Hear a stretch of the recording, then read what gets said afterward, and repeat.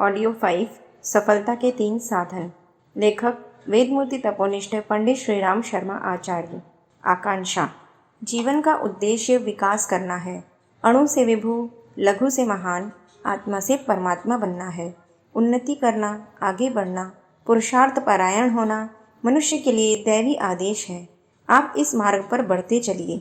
जीवन जैसी अमूल्य निधि को व्यर्थ मत जाने दीजिए। गौरव प्राप्त कीजिए, महान बनिए। अपने को समृद्धि और संपदाओं से परिपूर्ण बनाइए। अपनी आकांक्षाओं को जागृत रखिए, जीवित रखिए। भूलिए मत, आकांक्षा ही समृद्धि की माता है। केवल वही व्यक्ति इस संसार में ऊंचे उठ सकते हैं, आगे बढ़ सकते हैं, जिनकी आकांक्षाएं बलवती होती हैं। कष्ट सहिष्णुता। सफलता का मार्ग सुलभ नहीं है। उसमें पग पग पर कांटे बिछे हुए हैं। शहद मधुमक्खियों के जहरीले डंकों की बाढ़ के भीतर रहता है। जो उन पैने डंकों का सामना कर सकता है, वही शहद को पा सकता है। सुंदर व्याघ्र चर्म पाने की इच्छा रखने वालों को काल सी कराल दाढ़ों वाले व्याघ्र से युद्ध करना होता है। गुलाब के सुंदर फूल का डंठल कांटों से भरा होता है। इन कांटों के खतरे को उठाकर ही कोई उस फूल को तोड़ सकता है। मोती ढूंढने वाले को मगरमच्छों से भरे हुए समुद्र की तली तक दौड़ लगानी पड़ती है। भगवान की प्राप्ति करने वाले साधकों को पहले कठोर साधना के कष्टों को सहना पड़ता है। संतति सुख को प्राप्त करने में माता पिता को अनेक कष्ट उठाने पड़ते हैं। कष्ट और कठिनाई का व्यवधान उन्नति की हर दिशा में मौजूद रहता है। ऐसी एक भी सफलता नहीं है जो कठिनाइयों से संघर्ष किए बिना ही प्राप्त हो जाती हो। जीवन के महत्वपूर्ण मार्ग विघ्न बाधाओं से सदा ही भरे रहते हैं। यदि परमात्मा ने सफलता का कठिनाई के साथ गठबंधन न किया होता, उसे सुलभ बना दिया होता, तो मनुष्य जाति का वह सबसे बड़ा दुर्भाग्य होता।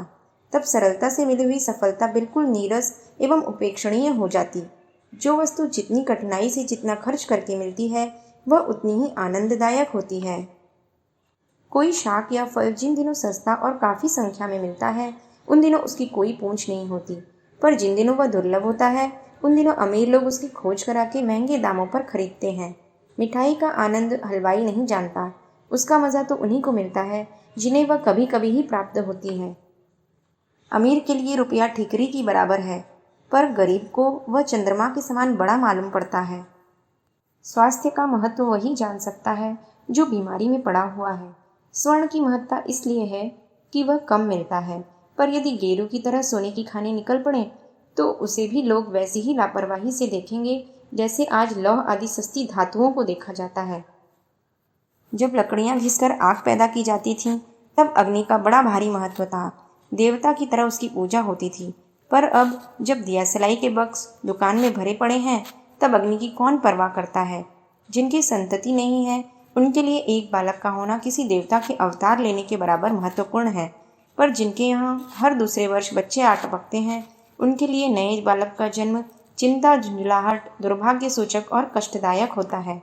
दुर्लभता और दुष्प्राप्यता से आनंद का घनिष्ठ संबंध है। जब प्रेमी और प्रेमिका दूर दूर रहते हैं तो एक दूसरे को चंद्र चकोर की भांति याद किया करते हैं, परंतु सदा ही एक जगह रहना होता है तो दाल में नमक कम पड़ने या सिंदूर की बिंदी लाने में भूल हो जाने जैसी छोटी बातों पर कलह होने लगती है।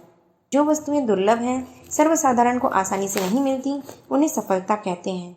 जिन कार्यों की सफलता सर्वसुलभ है, वैसे कार्य तो सब लोग सदा करते ही रहते हैं। उनके लिए न कोई पुस्तक पढ़ने की आवश्यकता पड़ती है और न लेखक को लिखने की। यदि महत्वपूर्ण सफलताओं को प्राप्त करने में कुछ बाधा न होती, तो वे महत्वपूर्ण न रहती और न उनमें कुछ रस आता।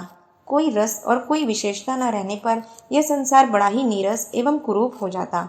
लोगों को जीवन काटना एक भार ढोने की भांति अप्रिय कार्य प्रतीत होने लगता। कठिनाइयों के न रहने पर एक और हानि होती है कि मनुष्य की क्रियाशीलता, कुशलता एवं चैतन्यता नष्ट हो जाती है। ठोकरें खा खा कर अनुभव एकत्रित किया जाता है। घिसने और पिसने से योग्यता बढ़ती है। कष्ट की चोट सहकर मनुष्य दृढ़, बलवान और साहसी बनता है। मुसीबत की अग्नि में तपाए जाने पर बहुत सी कमजोरियां जल जाती हैं और मनुष्य खरे सोने की तरह चमकने लगता है। हथियार की धार पत्थर पर रगड़ने से तेज होती है।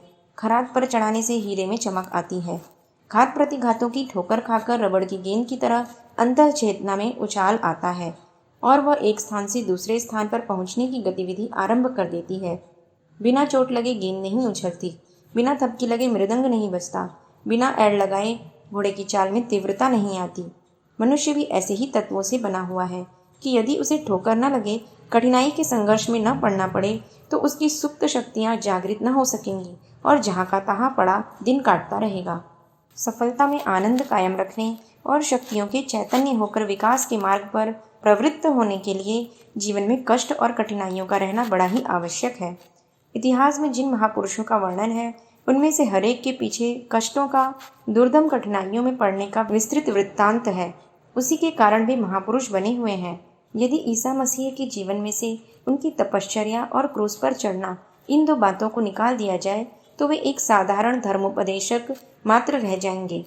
राणा प्रताप, शिवाजी, बंदा बैरागी, हकीक तराय, शिवी, हरिश्चंद्र, प्रहलाद, लेनिन, गांधी, जवाहर आदि को परम आदरणीय महापुरुष बनाने का महत्व उनकी कष्ट सहिष्णुता को है।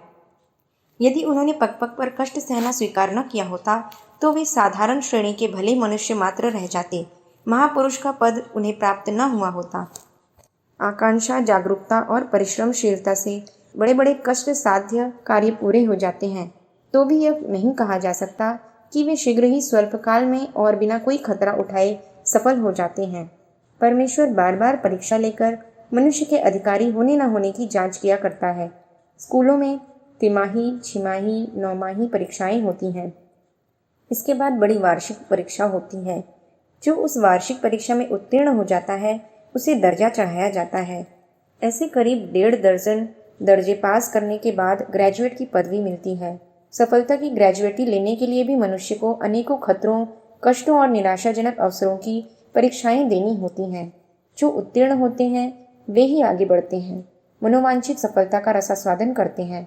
जो इन परीक्षाओं से डर जाते हैं, उन्हें पार करने का प्रयत्न नहीं करते, वे उन्हीं उन्नति के शिखर पर नहीं पहुंच सकते, अभिष्ट सिद्धि की महत्ता को प्राप्त नहीं कर सकते। सफलता की मंजिल क्रमशः और धीरे धीरे पार की जाती है। कठिनाइयों से लड़ता मरता, चोटें और ठोकरें खाता हुआ ही कोई मनुष्य सफल मनोरथ होता है। साइकिल की सवारी करने वाले जानते हैं कि चढ़ना सीखते समय उन्हें कई बार पटक खानी पड़ती है। तैरने वाले जानते हैं कि पानी में पैर देते ही वे तैराक नहीं बन जाते। कई बार तो दूसरों के द्वारा विघ्न डाले जाते हैं। कई बार दैवीय प्रकोप के कारण अनायास ही कुछ अड़चनें आ जाती हैं। कई बार मनुष्य स्वयं भूल कर बैठता है।